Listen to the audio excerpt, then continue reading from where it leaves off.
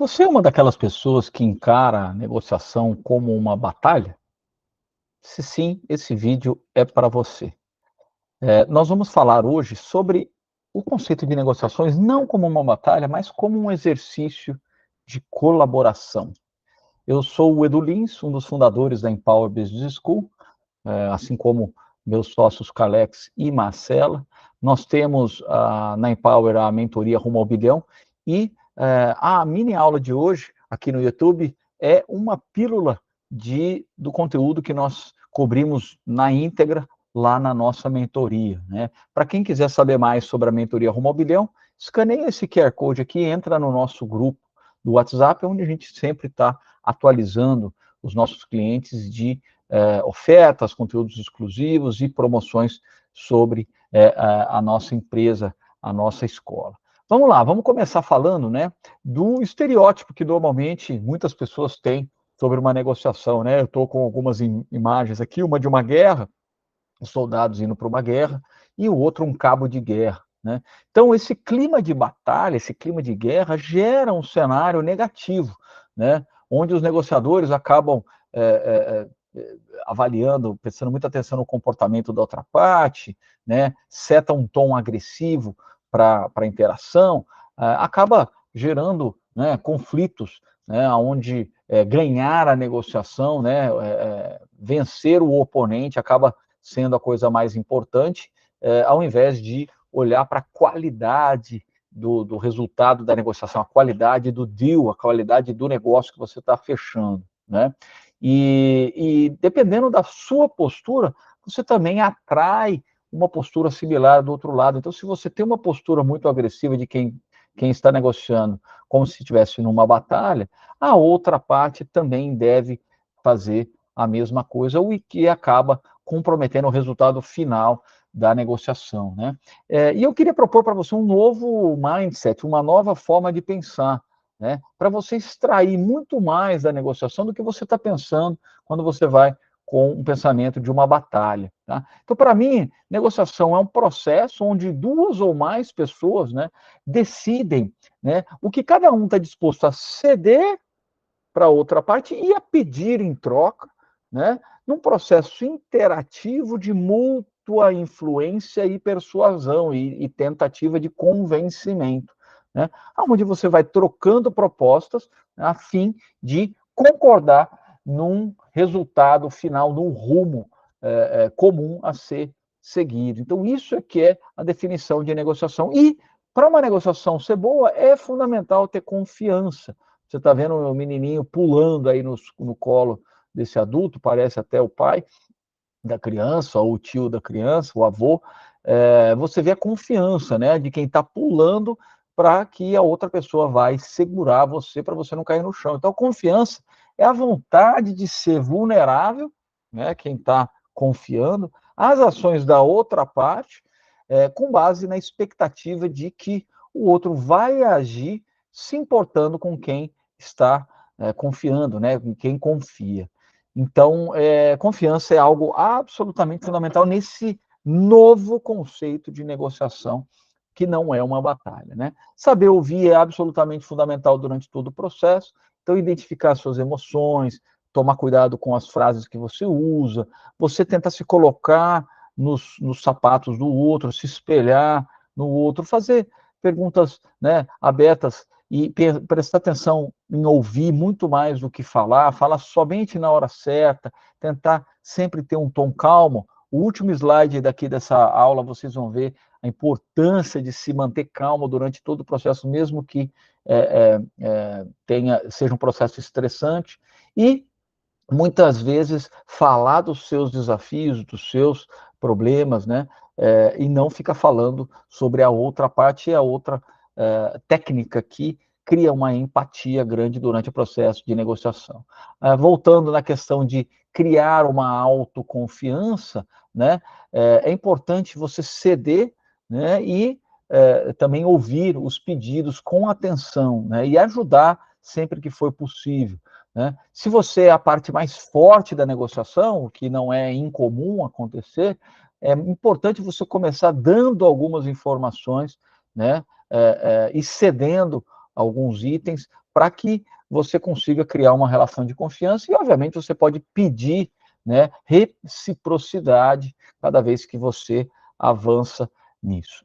Para quem lida com negociadores, né, ou clientes ou fornecedores de outros países, atenção ao se negociar, né? Por quê? Porque as culturas, né, de acordo com a Harvard Business Review, as culturas mudam muito no processo de negociação. Então, tem culturas que expressam mais emoção durante a negociação, né? E é normal nessas culturas. Então, culturas como no Brasil, no México, na Índia, Itália, Espanha, Rússia, França, Israel, né, Arábia Saudita, Filipinas, essas culturas, elas são emocionalmente mais abertas durante a negociação.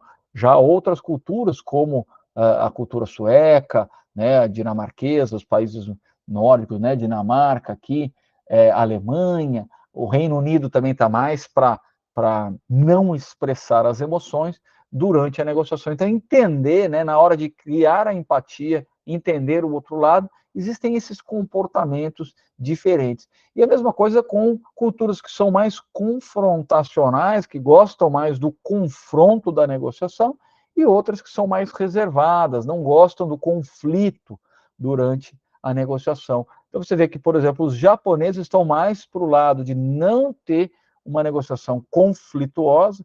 O japonês valoriza muito a confiança, né? De longo prazo, a confiança de longo prazo para o japonês é muito importante.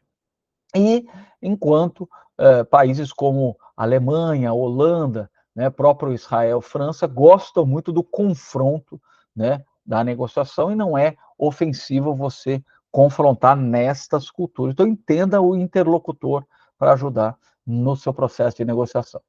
Aqui eu vou falar agora dos 4 pontos, né, mais importantes na negociação. Talvez você já tenha ouvido falar de vários deles. O BATNA, a sua meta, o preço de reserva, né, o seu limite, o preço de reserva, o seu limite aonde você pode chegar na negociação. E a ZOPA, que é a zona de barganha, onde a gente pode ter negócio, tá? Então, o que é o BATNA? O BATNA significa, né, a best alternative to a negotiated agreement, né? É a sua alternativa, é o seu plano B, é o seu backup, né? Caso você não consiga fechar aquele negócio nas condições que você queira, você tem uma alternativa num outro deal. Então, o BATNA é, para mim, a coisa mais importante da negociação, né? Para você ter uma boa negociação é você ter um bom plano B, uma boa alternativa. Tá? Então, uma grande fonte de poder, né? Quando mais opções e opções mais fortes você tem, mais você consegue extrair valor daquela sua negociação, né? É importante você passar para o outro lado, para o lado oponente, né? Algumas informações. Olha, eu tenho uma alternativa, né? Dar algumas pistas do que você tem, vai fazer aquela pessoa que você está negociando se mexer rumo à sua meta. Tá? Então, atenção, quanto mais tempo você dedicar criando suas alternativas, é melhor. Vamos falar da zona de barganha, né? O ZOPA. Em inglês significa Zone of Possible Agreement, é a zona de barganha, onde pode ter negócio, onde pode ter negociação. E aqui eu começo também falando, né, do que é o preço de reserva no caso do comprador. Quem está comprando, né, quem está fazendo aquisição, quer obviamente pagar o menor preço possível. Vocês veem aqui nessa régua de 14 pontos, né? Vamos imaginar aqui que são 14 reais ou 14 mil reais, né? É só um exemplo.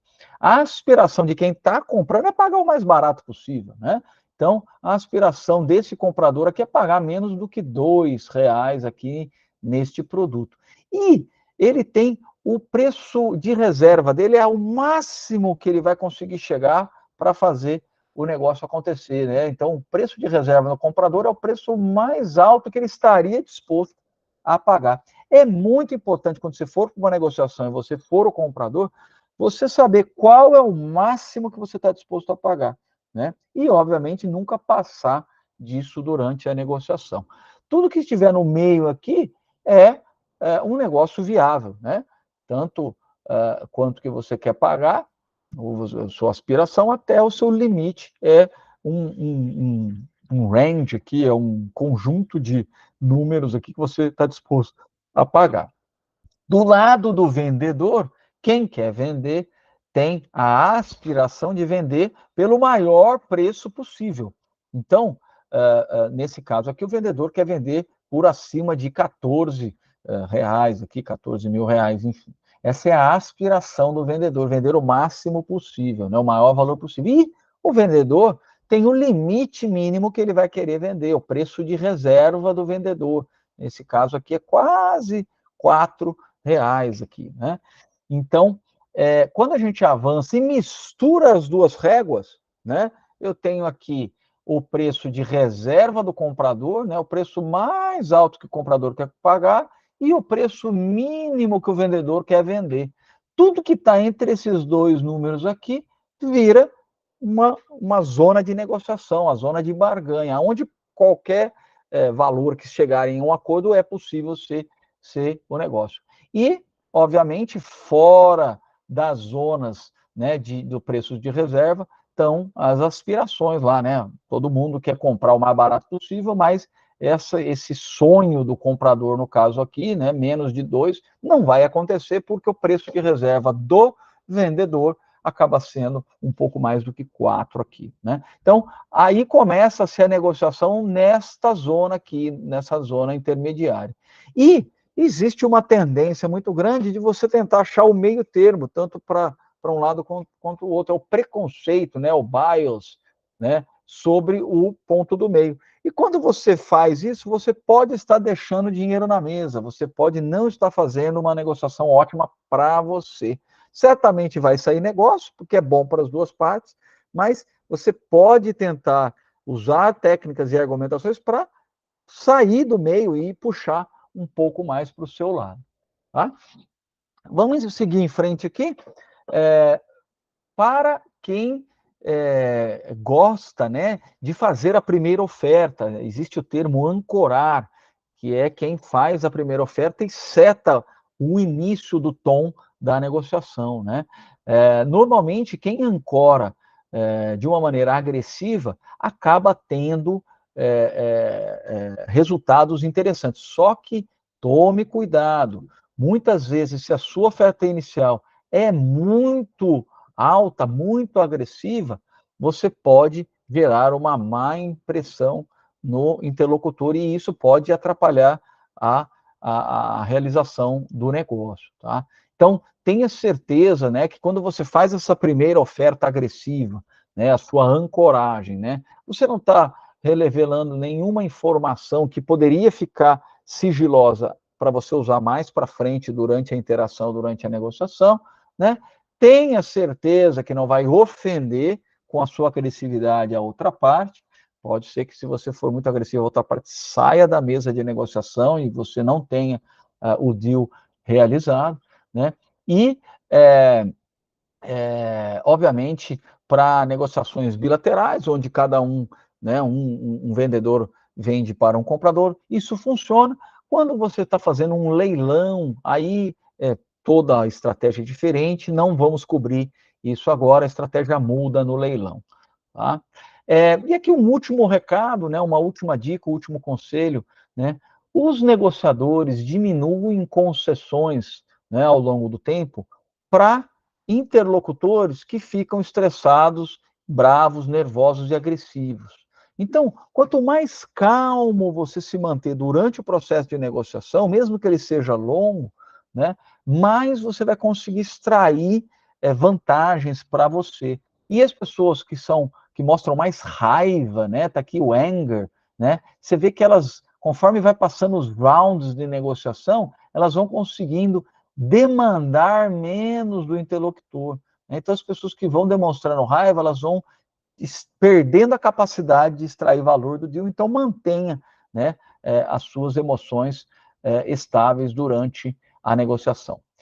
Se você gostou desse conteúdo, isso é apenas uma pílula do módulo de negociação. Tem muito mais detalhes, informações e estratégias dentro da aula. A aula está dentro da mentoria Rumo ao Bilhão.